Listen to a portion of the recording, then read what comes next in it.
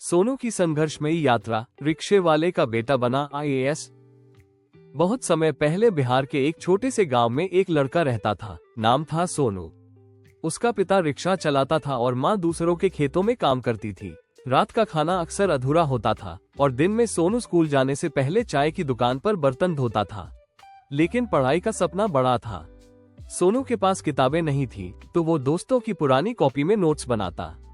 घर में बिजली नहीं तो स्ट्रीट लाइट के नीचे बैठकर पढ़ाई करता। कई बार गांव के लोगों ने ताने मारे, रिक्शे वाले का बेटा क्या कलेक्टर बनेगा? लेकिन माँ हमेशा कहती, बेटा पढ़ ले, ये गरीबी हमेशा नहीं रहेगी। सोनू ने कभी हार नहीं मानी। वो रोज 10-12 घंटे पढ़ता रहा। तीसरी बार में उसने UPSC क्रैक किया। आज वो एक सफल IAS अधिकारी है जो गरीब बच्चों को पढ़ाने के लिए एक गो भी चलाता है। सीख, हालात चाहे जैसे हो, अगर हौसले बुलंद हो तो कोई भी सपना छोटा नहीं होता। कल्पना सरोज, दलित लड़की से करोड़ों की मालकिन। कल्पना महाराष्ट्र के एक छोटे गांव में पैदा हुई थी। कम उम्र में शादी हो गई और ससुराल में शारीरिक और मानसिक प्रताड़ना झेलनी पड़ी। कुछ समय बाद उसने आत्महत्या की कोशिश भी की, लेकिन किस्मत ने उसे एक और मौका दिया। कल्पना ने फिर से शुरुआत की, एक टेलरिंग यूनिट से। धीरे धीरे उसने फर्नीचर बिजनेस शुरू किया, लेकिन असली मोड़ तब आया जब एक डूबती कंपनी कमानी ट्यूब्स को उन्होंने दोबारा खड़ा किया। आज वो कंपनी करोड़ों की है। कल्पना आज भारत की सेल्फ मेड वुमन में गिनी जाती है। सीख, समाज कितना भी पीछे खींचे, अगर खुद पर भरोसा हो तो कोई भी ऊंचाई पाई जा सकती है। गोविंद जोगी, चाय बेचने वाला बना लेखक। गोविंद बचपन से ही कविता और कहानी लिखने में रुचि रखते थे, लेकिन पैसों की कमी ने उन्हें पढ़ाई पूरी नहीं करने दी। वो स्टेशन पर चाय बेचते थे, लेकिन हाथ में कलम और दिल में शब्द रहते थे। चाय बनाते हुए भी वो नोटबुक में कविता लिखते थे। एक दिन एक यात्री ने उनकी कविता पढ़ी और दिल्ली के एक प्रकाशक से मिलवाया। धीरे धीरे गोविंद की रचनाएं छपने लगी।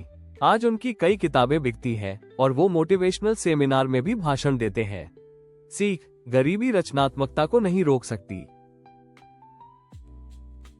अंजलि, सफाईकर्मी की बेटी बनी इंजीनियर। अंजलि मुंबई की एक झुग्गी बस्ती में रहती थी। उसकी मां नगर निगम में सफाई कर्मचारी थी और पिता बीमार। अंजलि को स्कूल जाने से पहले पानी भरना, खाना बनाना और मां की मदद करनी पड़ती थी। कई बार भूखी पेट पढ़ाई करनी पड़ी, लेकिन उसका सपना था सॉफ्टवेयर इंजीनियर बनना। कोचिंग की फीस नहीं थी तो वो खुद से ऑनलाइन पढ़ती रही। उसकी मेहनत रंग लाई, उसने IIT में प्रवेश पाया। आज अंजलि एक मल्टीनेशनल कंपनी में काम करती है और स्लम के बच्चों के लिए डिजिटल कोचिंग चलाती है। सीख, सीमाएं केवल सोच में होती है।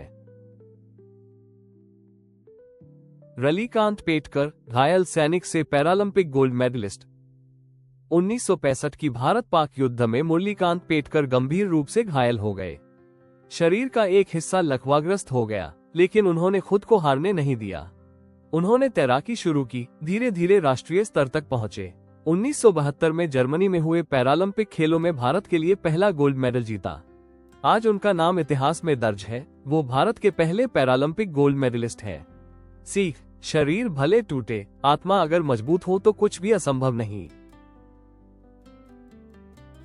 अगर सोनू जैसे हालात में भी कोई अपना सपना पूरा कर सकता है तो आप भी कर सकते हैं। इस वीडियो को शेयर करें ताकि किसी और का भी हौसला बढ़े। और हाँ, ऐसे ही सच्ची प्रेरणात्मक कहानियों के लिए चैनल को सब्सक्राइब जरूर करें। कल्पना सरोज की कहानी बताती है कि मुश्किलें आपकी पहचान नहीं है, आपका हौसला ही आपका भविष्य बनाता है। वीडियो पसंद आया हो तो लाइक करें और ऐसी ही कहानियों के लिए बेल आइकन दबाएं। अगर आपको गोविंद की कविता सी जिंदगी ने छू लिया तो इस वीडियो को जरूर शेयर करें। शायद अगला लेखक किसी चाय की दुकान पर बैठा हो। जुड़े रहिए हमारे साथ ऐसी ही कहानियों के लिए। अंजलि की कहानी हर उस बेटी के लिए है जो सपनों को सच करने की हिम्मत रखती है। अगर ये वीडियो आपको प्रेरित करता है तो इसे कम से कम एक लड़की तक जरूर पहुंचाएं। अगर मुरलीकांत जी की यह कहानी आपके दिल को छू गई तो इस प्रेरणा को आगे बढ़ाएं, शेयर करें, सब्सक्राइब करें और अपने जीवन में भी कभी हार मत माने। आपको किस कहानी ने सबसे ज्यादा प्रेरित किया? कमेंट में जरूर बताइए। ऐसी ही सच्ची और दिल को छूने वाली कहानियों के लिए सब्सक्राइब करें टेल्स ऑफ वंडर विजडम। इस कहानी को शेयर करके किसी की जिंदगी बदलने की